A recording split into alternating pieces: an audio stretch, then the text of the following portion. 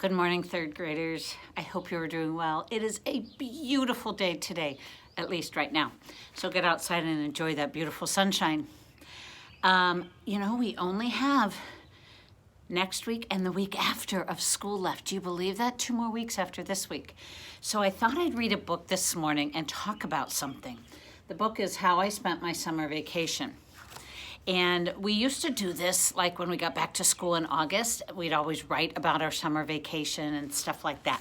So I thought I'd share this book. It's kind of funny. How I Spent My Summer Vacation by Mark Teague. When summer began, I headed out west. My parents had told me I needed a rest. Your imagination, they said, is getting too wild. It will do you some good to relax for a while. So they put me on a westbound train.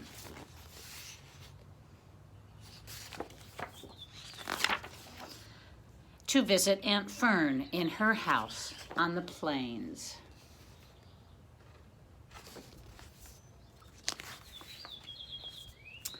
But I was captured by cowboys, a wild-looking crowd. Their manners were rough and their voices were loud.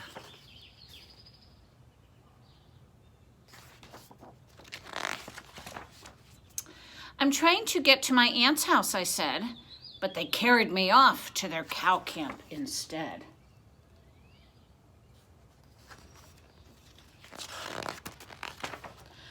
The cattle boss growled as he told me to sit. We need a new cowboy. Our old cowboy quit. We could sure use your help. So what do you say? I thought for a minute, and then I said, okay. Then I wrote to Aunt Fern so she'd know where I'd gone. I said not to worry. I wouldn't be long. Dear Aunt, captured by cowboys, don't worry. See you soon. Love, Wallace.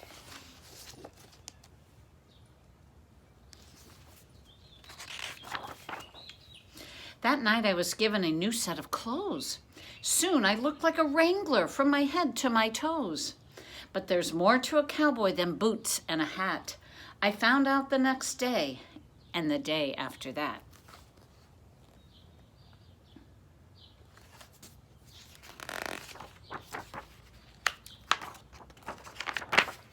Each day I discovered some new cowboy tricks, from roping and riding to making fire with sticks.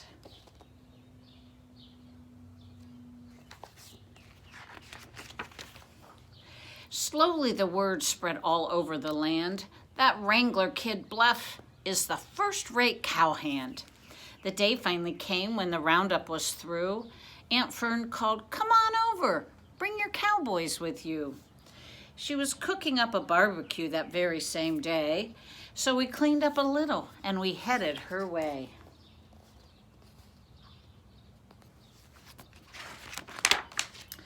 The food was delicious, there was plenty to eat, and the band that was playing just couldn't be beat. But suddenly I noticed a terrible sight. The cattle were stirring and stamping with freight. It's a scene I'll remember to my very last day. They're gonna stampede, I heard someone say.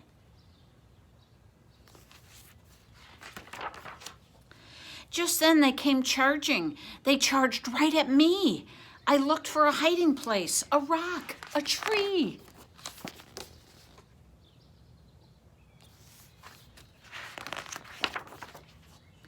What I found was a tablecloth spread out on the ground, so I turned like a matador and spun it around.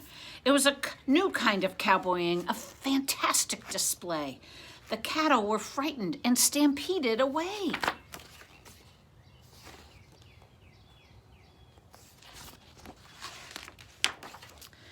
Then the cowboys all cheered, Bluff's a true buckaroo. They shook my hand and slapped my back, and Aunt Fern hugged me too. And that's how I spent my summer vacation.